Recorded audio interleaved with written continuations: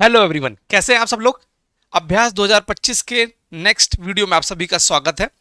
आज हम case study की दूसरी सीरीज स्टार्ट कर रहे हैं जिसका नाम है व्यवसायिक प्रबंधन वाला सेगमेंट। जो आपने पढ़ा होगा हम उसके बारे में आज सिलसिलेवार तरीके से डिस्कस करेंगे। अगेन आपको रिवाइज करा देते हैं कि हमने कल केस स्टडी में क्या क्या पढ़ा था और क्या क्या हमने सीखा था और क्या क्या चीज़ों को हमें स्किप करना है, उसको एक नज़र में फिर से हम रिवाइज कर लेते हैं। सबसे पहले मैं आपको बता दूं कि ये केस स्टडी नैतिक शिक्षा से रिलेटेड नहीं है, तो हम नैतिक शिक्षा की वो मूल्यों को शामिल नहीं करेंगे। हम उद्यमिता के हर जो यूनिट है, यूनिट 1, 2, 3, 4, उस यूनिट के जो दिए हुए सिलेबस के पॉइंट्स हैं उसके अकॉर्डिंग हमने शब्दों का प्रयोग करेंगे। हमको उस जो केस है, केस स्टडी है, उसकी भाषा शैली को प्रयोग करना है। ठीक है, हमें स्टेक होल्डर देखना है कि प्रभावित वर्ग कौन है, क्या सिंगल हैंडेड है या कोई दो लोग मिलकर ये व्यवसाय कर रहे हैं या क्या समुदाय के द्वारा चीजें हो रही हैं। ठीक, इन सबको ध्यान में रखना है, ये सब चीजें देखना है। प्रभावित कौन है, इसमें चुनौतियां क्या आएंगी, तो चुनौतियों में उन शब्दावलियों का यूज करना है जो हम क्या करते हैं व्यवसाय के लगाने के ड्यूरेशन में हम चुनौतियों को देखते हैं, उन शब्दावलियों का हमको प्रयोग करना है। क्लियर है या नहीं है? क्लियर होना चाहिए। ठीक है, क्योंकि मार्केट में या स्टूडेंट के बीच में काफी एक पशुपेश की स्थिति है कि स्टडी कौन सी वाली करनी है। तो हमें की स्टडी नैतिक शिक्षा वाली नहीं, उद्यमता वाली करनी है। ठीक, एक अधिकारी के तौर पे आपसे उम्मीद की जाती है कि आप एक अच्छा अधिकारी पॉइंट्स पे बातें करें, तो हमको केवल यहाँ पॉइंट्स पे चीजें लिखनी है, हमको यहाँ पैराग्राफ पे करना नहीं। क्यों? अच्छा, आप में एक क्वेश्चन आना चाहिए कि इसको तो पैराग्राफ में भी किया जा सकता है, तो अगर पैराग्राफ में किया जाना होता तो एमपीपीएससी 30 शब्द में इसको लिखने के लिए आपको नहीं देती। ठीक, यहाँ 30 शब्द में आपसे उम्मीद की जा रही है कि आप कितने वैरायटी से आंसर आप दे पा रहे हो। क्लियर है? तो मैं उम्मीद करता हूं कि इस बात को आप अपने दिमाग में सेट कर लेंगे। और फिर से मैं आपको बता दूं कि जब भी आप केस स्टडी पढ़ेंगे तो एटलीस्ट 2 टाइम्स उसको आप रीड करेंगे और उसको अंडरलाइन करके पढ़ना है। ठीक, अंडरलाइन कीवर्ड्स को अंडरलाइन करेंगे तो वही कीवर्ड्स आगे चल के आपके आंसर में शामिल हो जाएंगे और आपकी जो केस स्टडी है वो थोड़ा सा अपेक्षाकृत ईजी हो जाएगी आपके लिए। उम्मीद करते हैं आप इस चीज को आपको बहुत अच्छे से समझ में आया होगा। चलिए हम सिलसिलेवार तरीके से डिस्कस करते हैं। सबसे पहले केस स्टडी को पढ़ते हैं। ये केस स्टडी व्यवसायिक प्रबंधन वाली है, तो एक डिस्कस करते हैं। लंबी केस स्टडी है, केयरफुली पढ़ना है, ध्यान से पढ़ना है। अभ्युदय विद्यालय एक प्रतिष्ठित लेकिन दशकों पुरानी सरकारी माध्यमिक विद्यालय है जो मध्य प्रदेश के एक तेजी से विकसित हो रहे शहर के बाहरी इलाके में स्थित है। विद्यालय का शैक्षणिक परिणाम अभी उत्कृष्ट था, लेकिन पिछले कुछ वर्षों में छात्रों के प्रदर्शन में लगातार गिरावट आई है। शिक्षकों में असंतोष बढ़ रहा है, पुराने और नए शिक्षकों के बीच तालमेल की कमी है और छात्रों में अनुशासनहीनता की समस्या देखने को मिल रही है। विद्यालय की पूर्व छात्र परिषद और अभिभावक संघ भी गिरते स्तर को लेकर चिंतित हैं और प्रशासन का पर दबाव बना रहे हैं। हाल ही में राज्य सरकार ने डॉक्टर प्रेरणा शर्मा को अभ्युदय विद्यालय की नई प्राचार्य के रूप में नियुक्त किया है। डॉक्टर शर्मा एक ऊर्जावान, युवा और प्रगतिशील नेतृत्व शैली वाली एक शिक्षाविद है जिन्हें चुनौतीपूर्ण परिस्थितियों में, अच्छा इस बीच में आपको पढ़ाने के बीच में मैंने इसको अंडरलाइन करना छोड़ दिया, चुनौतीपूर्ण परिस्थितियों में सुधार लाने का अनुभव है। उन्हें विद्यालय की स्थिति में सुधारने और इसे फिर से उत्कृष्टता के केंद्र के रूप में स्थापित करने का कार्य सौंपा गया है। कई वरिष्ठ शिक्षक जो वर्षों से विद्यालय में सेवा कर रहे हैं परिवर्तन के प्रति अनिच्छुक हैं। वे अपनी पुरानी शैक्षिक विधियों और प्रशासनिक व्यवस्थाओं को बदलने का विरोध कर रहे हैं और नई प्राचार्य को सबसे पहले क्या करना है, पुरानी शिक्षण विधियों और प्रशासनिक व्यवस्थाओं को बदलने का क्या कर रहे हैं, विरोध कर रहे हैं। नई प्राचार्य के युवा और आधुनिक विचारों का संदेह की दृष्टि से देख रहे हैं।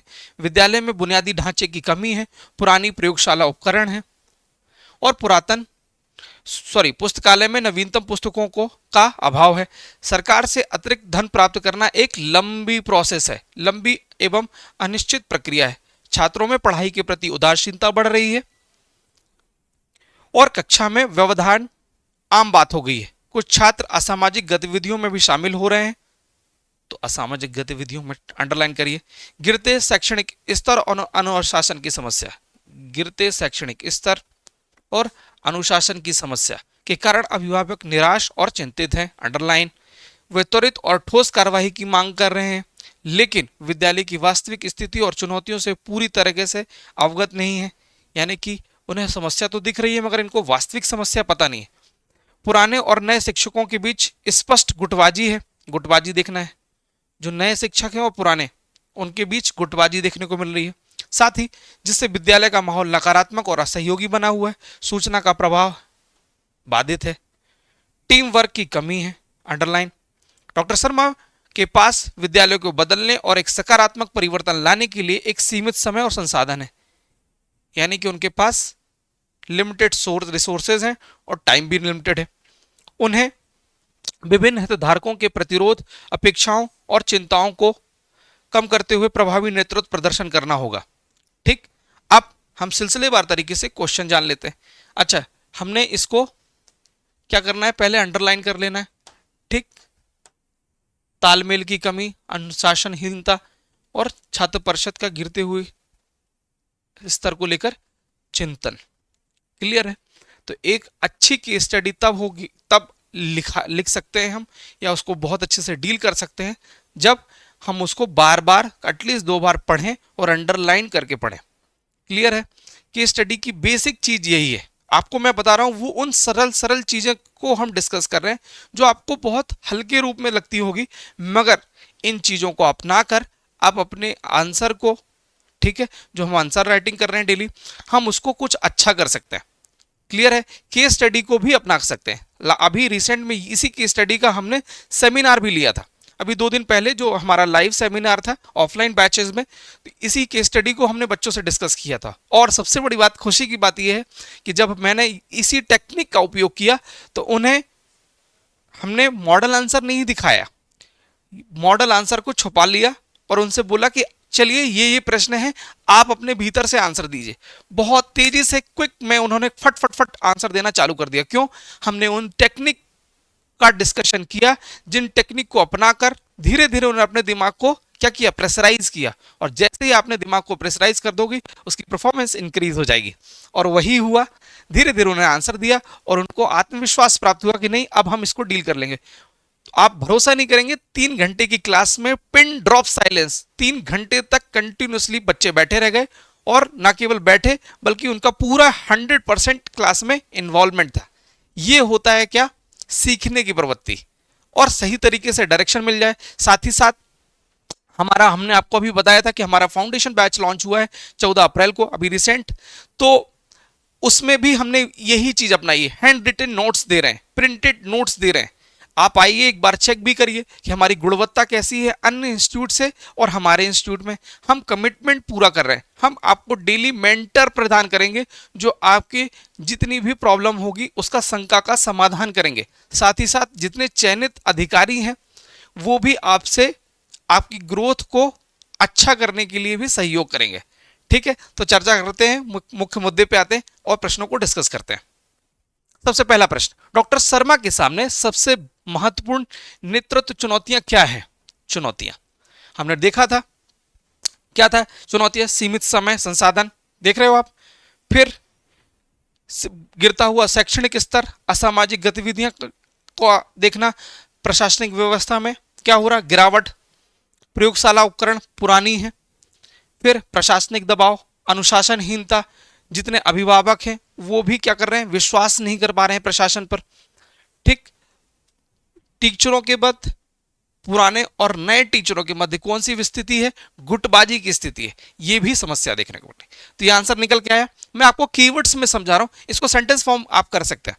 चलिए, डॉक्टर प्रेरणा के शर्मा के सामने समक्ष नेतृत्व चुनौती है। एक हम हेडिंग दे सकते हैं, ये आपके पास आए ऑप्शन, डॉक्टर शर्मा के समक्ष नेतृत्व चुनौती, या तो सीधे आप नेतृत्व चुनौती भी लिख सकते हैं। सीधे लिखिए यहां नेतृत्व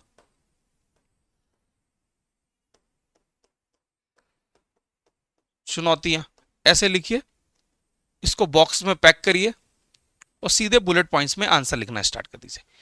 क्लियर?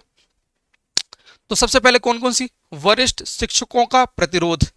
ठीक, कभी कभी क्या होता है जब कुछ अच्छा इंसान करने की कोशिश करता है तो पुराने लोग क्या होते हैं उसको स्वीकार करने में, दरअसल उनकी भी गलती नहीं, हर कोई परिवर्तन का क्या करता है, विरोध करता है। और उसका परिणाम क्या हुआ, पुराने जो शिक्षक थे, जो पुरानी परंपरागत चीजें हैं उसमें से अपने आप को कंफर्ट जोन से निकालने में असमर्थ थे, तो उन्होंने विरोध करना चालू कर दिया, एक चीज। फिर पुराने और नए शिक्षकों के बीच, इसमें ऐड ऑन कर देते हैं, पुराने एवं नए शिक्षकों के बीच क्या प्रॉब्लम थी, गुटबाजी थी। सही है, ये भी चीज थी। फिर छात्रों की प्रेरणा और अनुशासन की कमी क्या है, जो छात्र हैं, प्रशासन को का एक जो अव्यवस्था को देखकर उनका विश्वास प्रशासन पे भी उठ गया है, एक चीज। फिर छात्रों का पढ़ाई में मन नहीं लग रहा, क्यों क्रिएटिव तरीके से पढ़ा नहीं रहे। शिक्षकों की जब गुटबाजी होगी तो शिक्षक पढ़ाना वो एक दूसरे पर ढकेलेंगे कि भैया आप पढ़ा दो, आप पढ़ा दो, और इस चक्कर में स्टूडेंट्स क्या कर पाएंगे, शिक्षा प्राप्त नहीं कर पाएंगे, क्लास नहीं हो पाएगी, धीरे धीरे भरोसा टूट जाएगा, बच्चे अनुशासनहीन हो जाएंगे। कॉलेज तो या स्कूल तो आएंगे, बट स्कूल से बंक मार के ग्राउंड में बैठे हैं, क्रिकेट खेल रहे हैं, जो कि आप सभी के गांव में भी यही चीजें देखने को मिलती होगी, शहरों में भी यही होता है कि बच्चे जब क्लास में मन नहीं लगता तो सीधे बैग उठाया, साइकिल दौड़ाई और ग्राउंड में पहुंच गए, और पूरी दोपहर क्या कर रहे हैं, क्रिकेट खेल रहे हैं। हो रहा है ना। इस बीच में ये सब चीजें आपने फील की होगी, आपने स्कूल के ड्यूरेशन में भी, अपने कॉलेज के ड्यूरेशन में भी। ठीक है, तो छात्रों की प्रेरणा और अनुशासन में कमी, अनुशासन या टाइम से क्लास नहीं आ रहे हैं, क्लास आ रहे हैं तो होमवर्क नहीं कर रहे हैं, फिर उनकी परफॉर्मेंस धीरे धीरे क्या हो रही है, डिक्रीज हो रही है, जो परिणाम आ रहे हैं डिक्रीज आ रहे हैं। फिर समय समय पे मोटिवेशन की कमी क्या है, हर स्टूडेंट एक बहुत सारे जब सब्जेक्ट को पढ़ता है तो एक दबाव भी फील करता है, वो चाहता है कि हमारा शिक्षक हमको समय समय पे प्रेरित करे, आगे बढ़ने के लिए क्या करे, मोटिवेट करे, तो वो प्रेरणा की कमी है।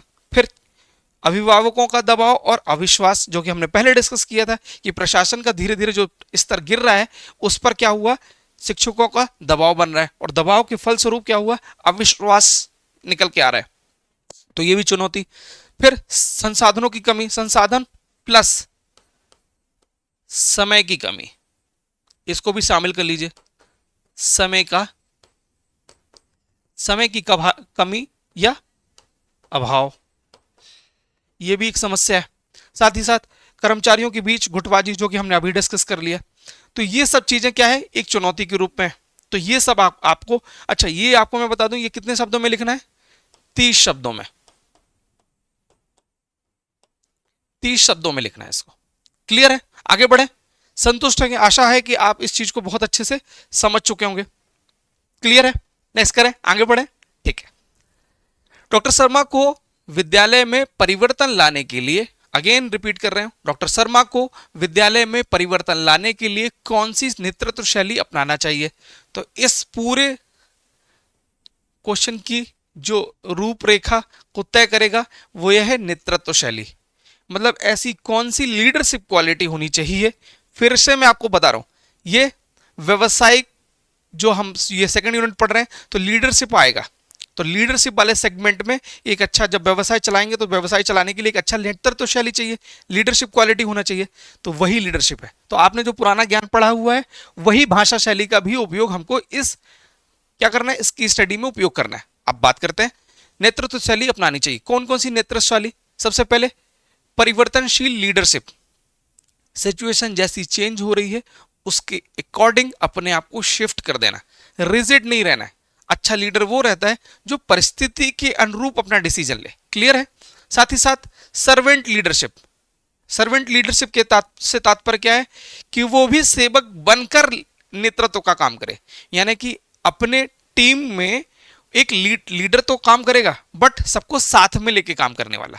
ऐसा नहीं होगा कि वो सबसे ऊपर है और सबको डायरेक्शन देगा, नहीं, डायरेक्शन देगा सबको भरोसे में लेकर कि नहीं मैं भी सेवक हूं, है ना, सेवक बन के काम करने वाला काम, सेवक बनकर नेतृत्व करना है। जैसे हमारे माननीय प्रधानमंत्री मोदी जी भी क्या करते हैं कि मैं देश का प्रधान सेवक हूं, है ना, लीडर तो वो भी है, यही है ना सर्वेंट लीडरशिप, प्रधान सेवक वाला, कि जब भी कोई उनसे बोलता है कि माननीय प्रधानमंत्री जी आप तो देश के प्रधानमंत्री हैं, सबसे बड़ी पोस्ट पे हैं, तो वो सीधे सीधे बोलते हैं कि नहीं मैं प्रधानमंत्री नहीं हूं, इस 150 करोड़ जनता का मैं एक प्रधान सेवक हूं। और यही चीज दुनिया को या दुनिया के अन्य लीडरों से प्रधानमंत्री जी को अलग बनाती है। ठीक है, तो ये सर्वेंट लीडरशिप का उदाहरण सबसे अच्छा आपको मैंने जो दिया है, हो सकता है आपको बहुत अच्छे से समझ में आए। तो डॉक्टर प्रेरणा शर्मा को भी इन्हीं चीजों का क्या करना पड़ेगा, अपनाना पड़ेगा। नेक्स्ट, सिचुएशन लीडरशिप, मैंने अभी बताया, जैसे सिचुएशन आएगी, जैसे स्टूडेंट की सिचुएशन अलग है, टीचरों की सिचुएशन अलग है, ओवरऑल प्रशासन को डील करने की सिचुएशन अलग है, उस सिचुएशन को अकॉर्डिंग आपको डिसीजन लेना है, और डिसीजन लेना है और उसमें लीडरशिप की आपको पोजीशन पे लेके आपको डिसीजन लेना है। तो ये भी है। फिर अभिभावकों के साथ संवाद करना है। कैसे? सबसे पहले एक आप इंस्टीट्यूशन के हेड हैं, तो सभी अभिभावकों से 1 to 1 मिलिए और उन पर भरोसा दिलाइए कि हम कमिटमेंट करते हैं कि धीरे धीरे आप पर जो ये अविश्वास की स्थिति निर्मित हुई है, हम इसको धीरे धीरे अपने कर्मों के द्वारा, अपने काम से, अपने वर्किंग जो हमारी टेक्निक्स है उनके अकॉर्डिंग आप में सुधार देखने को मिलेगा, आपको हमारे गुणवत्ता में सुधार देखने को मिलेगा। क्लियर है? तो आपको विश्वास बनाना है अभिभावकों में, जिससे धीरे धीरे वो क्या हो गए कि अपने बच्चों को रेगुलर स्कूल भेजेंगे। क्लियर है? नेक्स्ट, गुटबाजी को समाप्त करना और टीम वर्क को बल देना। सभी टीचर की हमको क्या करना पड़ेगा, डॉक्टर प्रेरणा शर्मा को मीटिंग लेना पड़ेगा और उनको ये बताना पड़ेगा कि हम अगर आपस में बटेंगे तो इसका खामियाजा पूरे प्रशासन, स्कूल प्रशासन को देखने को मिलेगा। क्लियर है? तो उसमें क्या करना है, गुटबाजी को खत्म करने से अच्छा क्या है करने का अच्छा टेक्निक क्या हो सकती है, सबसे अच्छी टेक्निक ये हो सकती है कि जो जो इसमें प्रॉब्लम क्रिएट कर रहे हैं उन्हीं को टीम का सबसे बड़ा लीडर बना दो। जैसे कि आप और हम सब जब स्कूल में पढ़ते थे तो उसमें क्या होता था कि जो सबसे उद्दंड बालक हुआ करता था तो हमारे टीचर साहब उनको क्या बनाते थे, लीडर बनाते थे, मॉनिटर बना देते थे। जो सबसे ज्यादा उद्दंड कर रहा है अब वही सबसे ज्यादा डिसिप्लिन में रहता था। जब वो डिसिप्लिन में रहेगा तो ऑटोमेटिक क्लास कंट्रोल में आ जाएगी। यही काम है, जो लोग गुटबाजी कर रहे हैं उनको क्या करें, टीम का लीडर बना दें और उनको रिस्पॉन्सिबिलिटी सौंपें कि आपको ऐसी ऐसी चीजें डील करनी है। ऑटोमेटिकली चीजें क्या हो जाएंगी, ट्रैक पे आ जाएंगी। नेक्स्ट, छात्रों के अनुशासन में सुधार करना है। एक ऐसी क्रिएटिविटी करते रहना है, क्रिएटिविटी क्या, गेम्स स्पोर्ट्स वाली एक्टिविटीज करते रहना है। साथ ही साथ निबंध प्रतियोगिता है और रेगुलर अटेंडेंस को क्या करना है, नोट डाउन करना है। ये प्रोग्रेस रिपोर्ट घर भेजने का उन्हें चेतावनी भी देना कि अगर आप टाइम पे चीजें नहीं आए तो हम आपके घर भी भेज देंगे। तो धीरे धीरे क्या होगा, स्टूडेंट क्या होगा, मोटिवेट होगा। क्लियर है? इसको कहते हैं पुरस्कार एवं दंड की नीति। अगर आप टाइम पे आओगे तो हम आपको पुरस्कार भी देंगे, अगर आप लेट आओगे तो हम आपको दंडित भी करेंगे। नेक्स्ट, वरिष्ठ शिक्षकों को भरोसे में लेकर प्रशासन करना। याद रखिए, जब भी आप एक नए युवा और नए उत्साह के साथ आते हैं, युवा कौशल के साथ आते हैं कि हमारे पास, हम युवा हैं, हमारे पास कौशल है, हमारे पास पावर है, नहीं, आपको पुराने जो शिक्षक हैं उनको भरोसे में लेकर उनके ज्ञान का, उनके अनुभव का, दरअसल आप पोजीशन में जरूर बड़े हो सकते हैं बट वो आपके अनुभव में बड़े हैं, तो उनको भरोसे पे लेना है कि सर हाँ मैं जरूर इस लीडिंग पोजीशन पे हूं बट लीडर आप भी हैं सर, आपके नेतृत्व में चीजें होंगी। जब आप उनको भरोसे में ले लेंगे तो ऑटोमेटिकली वो अपने पुराने अनुभव को साझा करेंगे कि दी हुई सिचुएशन को हमें कैसे सॉल्व करना है, और इस सिचुएशन के द्वारा क्या होगा, इनके अनुभव के द्वारा ये पूरी सिचुएशन को बहुत अच्छे से चीजें हो सकती है संपन्न। क्लियर है? नेक्स्ट क्वेश्चन डिस्कस करते हैं। मुझे लगता है कि आपको ये कैसे सॉल्व करना है ये सिखाना मेरा मोटो था, तो धीरे धीरे हो सकता है कि आप में ऑल ऑफ सडन चेंजेस नहीं आएंगे मगर धीरे धीरे जरूर आएंगे और आप जरूर सीखोगे। मैं फिर से बता रहा हूं, इस वीडियो को उन बच्चों तक जरूर शेयर कीजिएगा जो केस स्टडी को लेकर परेशान है। उन जेन्युइन स्टूडेंट्स के लिए मैं हाईली कंसर्न हूं, हमारा जो संस्थान है हाईली कंसर्न है कि हम आपको फ्री ऑफ कॉस्ट सिखाना चाहते हैं कि आखिर केस स्टडी कैसे सॉल्व करते हैं। हमारी गुणवत्ता हमारा काम बताएगी और हम आपको फ्री ऑफ कॉस्ट सिखाने की कोशिश कर रहे हैं कि आइए और चीजों को लर्न करिए। क्लियर है? नेक्स्ट, डॉक्टर प्रेरणा शर्मा नेक्स्ट क्वेश्चन, वरिष्ठ शिक्षकों के प्रतिरोध को कम करने और उन्हें परिवर्तन प्रक्रिया में शामिल करने के लिए डॉक्टर शर्मा क्या क्या रणनीतियां अपना सकती है। अंडरलाइन कर लो, फिर से पढ़ लो।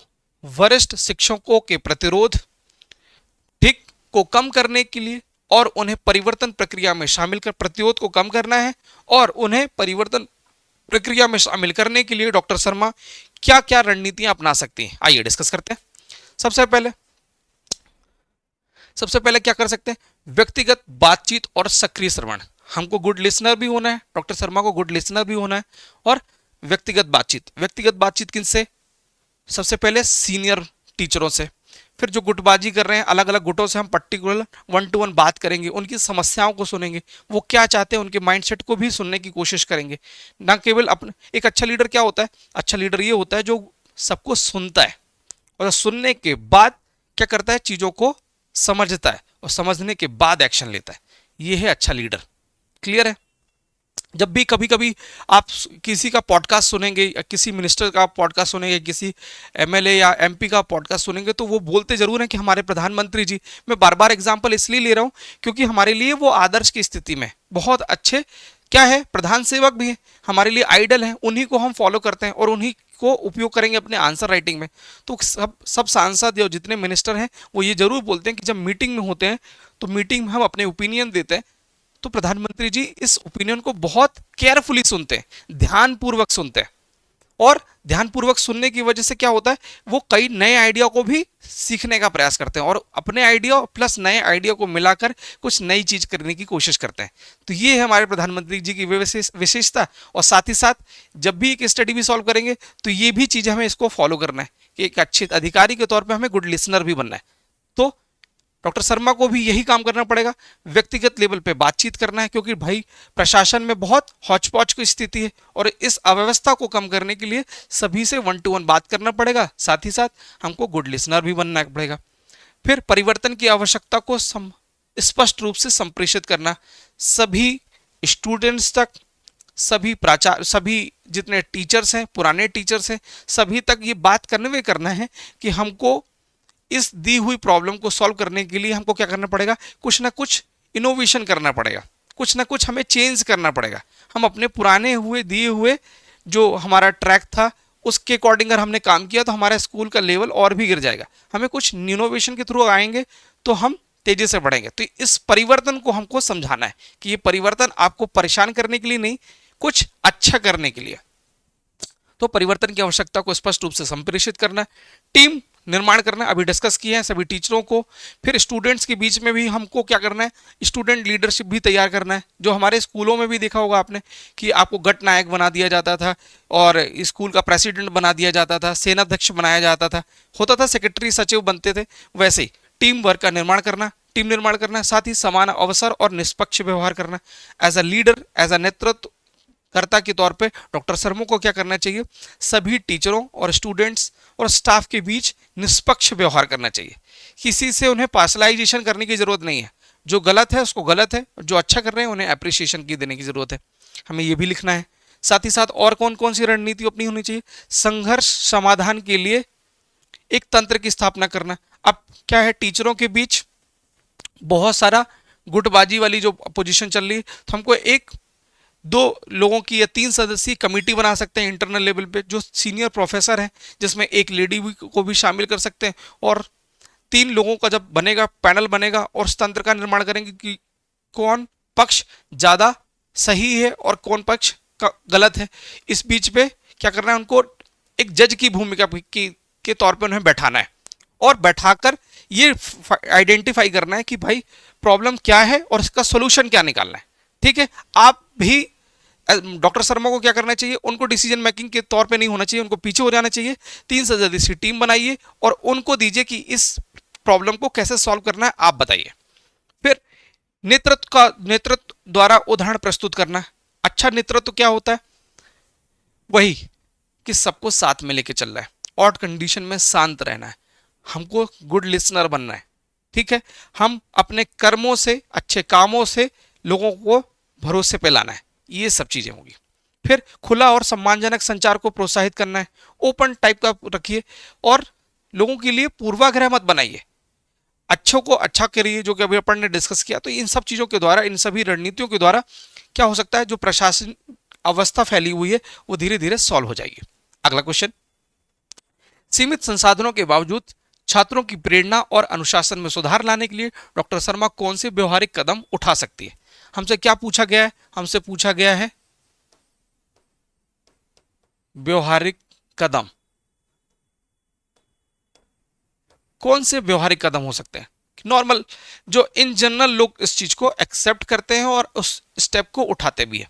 सबसे पहले रोचक और प्रासंगिक शैक्षणिक विधियां, सीमित संसाधन, यानी कि समय भी कम है, संसाधन भी कम है, पैसे नहीं दे रही गवर्नमेंट। अब आपको दिए हुए संसाधनों को लेकर हमको क्या करना है, छात्रों की प्रेरणा और उसमें अनुशासन में वृद्धि करना है, और साथ ही साथ जो पुरानी जो उनकी गलतियां हैं उस पर सुधार लाने की कोशिश करना है।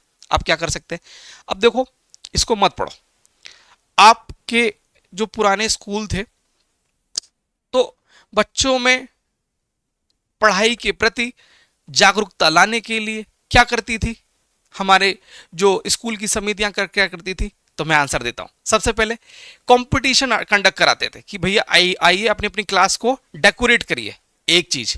फिर निबंध प्रतियोगिता होती थी, दो चीज। फिर साथ ही साथ डांस कंपटीशन भी होता था। फिर निबंध प्रतियोगिता के साथ साथ क्या होता था कि आप में स्पोर्टमैनशिप है कि नहीं है, खेल कूद तरह तरह की, और वो खेल जो खड़े होके नहीं खेल रहे हैं, वो वाले खेल नहीं, आपकी बॉडी की जो जितनी तेजी से एक्टिविटी होगी, है ना, कि आप कोई डिसीजन ले पा रहे हैं नहीं ले, जैसे खो खो, कबड्डी, ये एक ऐसे खेल हैं, या फुटबॉल, ऐसे खेल हैं जिसमें आप टीम स्पिरिट भी सीखते हैं।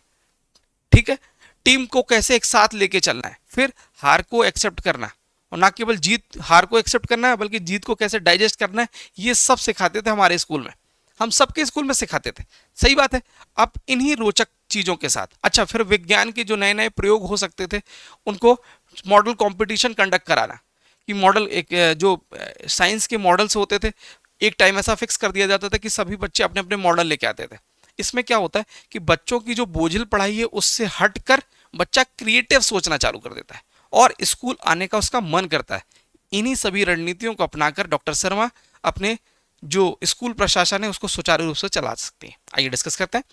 रोचक और प्रासंगिक शैक्षणिक विधियां, समय समय पर अच्छे अच्छे लोगों को बुलाकर स्पीच दे सकते हैं, मोटिवेशनल स्पीच दे सकते हैं।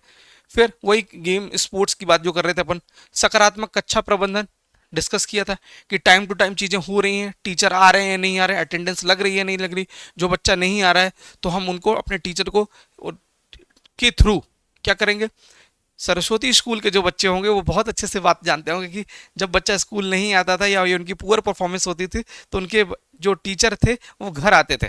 सही बात है। कमेंट में यस करिए या नो करिए, स्कूल के जो सरस्वती स्कूल या पुराने स्कूल के जो बच्चे होंगे वो बहुत अच्छे से जानते होंगे। ठीक है।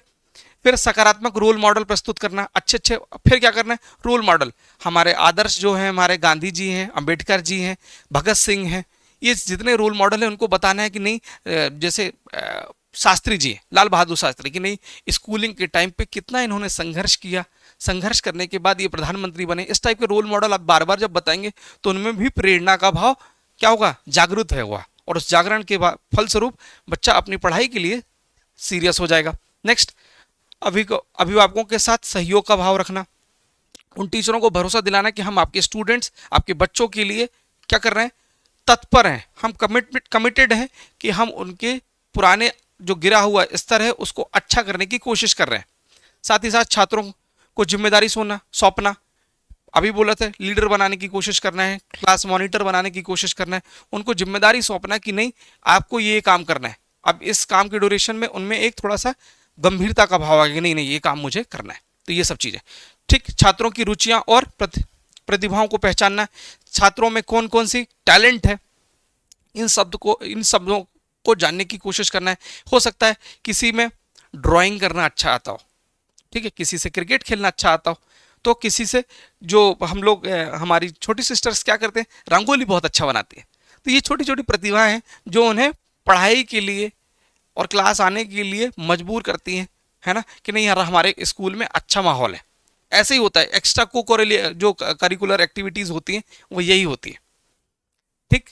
और ये चीज़ अगर आपके भीतर है तो यही तो इंटरव्यू में पूछा जाता है। ठीक। तो ये सब चीज़ें क्या है, डॉक्टर शर्मा को अपनाना चाहिए कि छात्रों की रुचियों और प्रतिभाओं का पहचानना, फिर सफलताओं को पहचानना और जश्न मनाना। जब भी स्कूल का अच्छा परसेंटेज आ रहा है कि भाई 90% स्टूडेंट पास हो गए, तो एक साथ सभी को पार्टी का आयोजन कराना, है ना, और पुरस्कार देना, जिससे आने वाले जो बच्चे होंगे वो भी प्रोत्साहित होंगे कि नहीं हम भी पढ़ाई करेंगे और हमें भी सामाजिक रूप स्तर पर सम्मानित किया जाएगा। ठीक है, डिस्कस करते हैं नेक्स्ट क्वेश्चन। अभिभावकों के दबाव और अविश्वास को दूर करने के लिए डॉक्टर शर्मा को किस प्रकार संवाद करना चाहिए, यह अब आप पे डिपेंड करता है कि कितना अच्छा सोच सकते हैं। डिस्कस करते हैं। खुली और पारदर्शी संचार, बिल्कुल सही बात है, ओपन तरीके से बात करिए। आपके अंदर क्या होना चाहिए, प्रॉब्लम ये नहीं होना चाहिए कि भाई हो सकता है कि अभिभावक बुरा मान जाए, नहीं, आप खुले तौर पे बात करिए कि नहीं ये परेशानियां थी, हाँ इस परेशानी को दूर करने के लिए हमने ये स्टेप उठाए। नियमित बैठक, टीचर है ना, टीचर पेरेंट मीटिंग होती है ना, पेरेंट टीचर, जो ये मीटिंग क्यों होती है, आपके मन में एक विचार होना चाहिए, क्यों हो रही है, प्रोग्रेस दिखाने के लिए और प्रोग्रेस रिपोर्ट जानने के लिए, कि आप अपने बच्चे की रिपोर्ट जानिए और हम आपकी बच्चे की progress report day by day क्या क्या एक्टिविटीज हुई ये सब हम आपको बताएंगे। तो संवाद मंच तैयार करना, 1-to-1 क्या करना है, मिलने की कोशिश करना है, डेटा और तथ्यों पर आधारित जानकारी प्रस्तुत करना, जो कि हमने बताया अभी कि बच्चा आपका पिछले 2 महीने में और आपके 2 महीने में कितना डिफरेंस हुआ है, कितना उसने चीजें सीखने की कोशिश की, ये सब इसमें होगा। फिर जवाबदेही, अच्छा साथ ही साथ क्या करना है, उनको ये भी बताना है कि हम कुछ अपने इनोवेटिव तरीके से भी आपके बच्चे में सुधार लाने की कोशिश कर रहे हैं, जिससे भरोसा और भी तेजी से बनेगा। फिर जवाबदेही सुनिश्चित करना है कि नहीं, अगर किसी पर्टिकुलर स्टूडेंट पे या पर्टिकुलर सब्जेक्ट में बच्चों के मार्क्स कम आ रहे हैं, तो हम अपनी जवाबदेही स्वीकार करेंगे, नहीं हमारी कुछ गलतियां हैं, हम अपने टीचर को चेंज करेंगे और पढ़ाने की जो एक्टिविटी है, पढ़ाने का तरीका है, उसको और भी इनोवेटिव तरीके से बच्चों को प्रस्तुत करने की कोशिश करेंगे। साथ ही साथ सकारात्मक बदलावों को प्रदर्शित करना, हम भी जो अच्छी अच्छी चीज़ें होंगी हम सोशल मीडिया पे भी डालेंगे, है ना, बच्चों को बताने की कोशिश करेंगे, अभिभावकों को बताने की कोशिश करेंगे कि ये हम कुछ नया नया चेंजेस करने की कोशिश कर रहे हैं, है ना, ये सब छोटी छोटी चीज़ें। धैर्य और सहानुभूति, सबसे पहले क्या करेंगे कि उनको ये बोलेंगे कि कोई भी परिवर्तन ऑल ऑफ सडन नहीं होता है ना, तुरंत नहीं होता है, इसके लिए आपको धैर्य रखना पड़ेगा। आप धैर्य रखिए, आप हमें 6 महीने का समय दीजिए, चीज़ें धीरे धीरे परिवर्तित होंगी और जिस दिन परिवर्तित होगी तो आपको हमारा चीज़ें क्या होगा, दिखना स्टार्ट हो जाएंगी चीज़ें। क्लियर है, हमारा जो अभिनव प्रयास है, हम कुछ न कुछ नया कर रहे हैं, वो आपको देखने को मिल जाएगा। ठीक है, नेक्स्ट क्वेश्चन। विद्यालय के कर्मचारियों के बीच गुटबाजी को समाप्त करने और टीम वर्क को बढ़ावा देने के लिए डॉक्टर शर्मा क्या उपाय कर सकती हैं। ठीक, गुटबाजी को कम करने के लिए और टीम वर्क को बढ़ावा देने के लिए सबसे पहले क्या कर सकती हैं, एक कॉमन विजन होगा, सबका कॉमन विजन क्या है, कॉमन विजन यही है कि स्टूडेंट्स की अनुशासनहीनता को कम करना है, उन्हें पढ़ाई के लिए क्या करना है, मोटिवेट करना है और स्कूल के प्रशासन को सुचारू रूप से चलाने की कोशिश करना है। ठीक, साझा विजन और लक्ष्यों पर जोर देना है। टीम निर्माण गतिविधि जो हमने डिस्कस कर लिया है, खुला और सम्मानजनक संचार को प्रोत्साहित करना है। संचार से तात्पर्य क्या है, जब भी हम किसी टीचर से बात करें तो ये सब चीजें मैसेज कन्वे होना चाहिए सभी टीचर के कि ये बातें की गई, छुप छुप के बात नहीं करना है। जब जो इंसान ट्रांसपेरेंट होता है उसका व्यक्तित्व तो ज्यादा निखर के निकलता है। क्लियर है। फिर संघर्ष समाधान के लिए तंत्र स्थापित करना हमने डिस्कस कर लिया अभी। समान अवसर और निष्पक्ष व्यवहार करना ये भी डिस्कस कर लिया है ना, ये टेक्निक है गुटबाजी को कम करने के लिए। मेंटरिंग और सपोर्ट सिस्टम की बात करना है, ये भी हमने डिस्कस कर लिया। नेतृत्व द्वारा उदाहरण, अच्छा कुशल नेतृत्व द्वारा अच्छा उदाहरण प्रस्तुत करना है। कैसा कि नहीं, ये जो मैं काम कर रही हूं इसमें मेरा निज स्वार्थ नहीं जुड़ा है, मेरे द्वारा ये नेतृत्व शैली जो अपनाई जा रही है, जो एक्टिविटीज की जा रही है, डिसीजन लिया जा रहा है, इसका अंतिम उद्देश्य क्या है, स्टूडेंट का हित, अभिभावकों का हित और इन सबसे मिलकर सबसे बड़ी इस स्कूल का हित। अगर ये स्कूल अच्छा होगा तो ऑटोमेटिकली हमारी भी ग्रोथ होगी। तो इन सब भावों को लेकर डॉक्टर शर्मा को ये चीजें, एक्टिविटीज, ये डिसीजन लेना चाहिए और ये जो समस्या है उसका धीरे धीरे अंत होगा। ठीक है, तो आपको कैसी लगी ये केस स्टडी, आपने कुछ सीखा या नहीं सीखा, कमेंट करिए। ठीक है, साथ ही साथ लाइक करिए। आप ये वीडियो को अधिक से अधिक लोगों तक शेयर करिए जो केस स्टडी को लेकर परेशान है। ठीक है, फिर बता दें कि ये हमारा पब्लिकेशन है, मेंस का पब्लिकेशन और प्रीलिम्स का, जो मार्केट में भी लॉन्च हो चुका है, साथ ही साथ हमारे संस्थान में भी है। तो हमारे जो चैंपियन स्क्वायर का टेलीग्राम, इंस्टाग्राम, इन जो हमारा सोशल मीडिया प्लेटफॉर्म है इसको सब्सक्राइब करिए, फॉलो करिए और साथ ही साथ दिए हुए कॉन्टैक्ट नंबर पे कॉल करके ये जो हमारा प्रिंटेड मटेरियल है उसे भी परचेज कर सकते हैं। और ऑफलाइन बैच भी है, ऑनलाइन बैच सबको ज्वाइन कर सकते हैं। ठीक है, तो मिलते हैं बहुत सारी ऊर्जा के साथ, बहुत सारी शुभकामनाओं के साथ। ठीक है, थैंक यू सो मच, जय हिंद।